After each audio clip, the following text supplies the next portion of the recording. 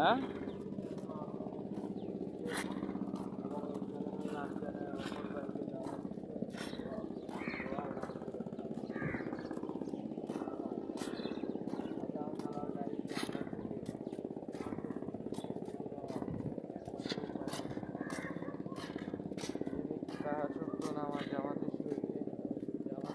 আদায় করে আল্লাহ তাআলা তাকে 5টি পুরস্কার দান করে, একটি দুনিয়াতে এবং বাকি 4টি আখিরাতে।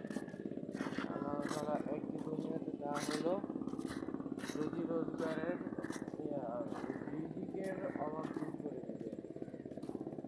তারপর বাকি 4টি হলো কবরের আযাব মাফ করে দিবে।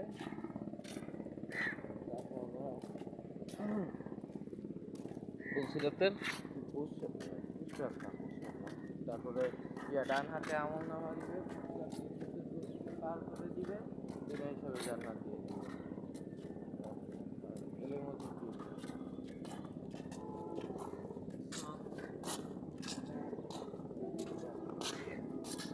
এক মুসলমান ভাই এলেম ও জিকির, এলেম না জিকির, জিকির এলেম।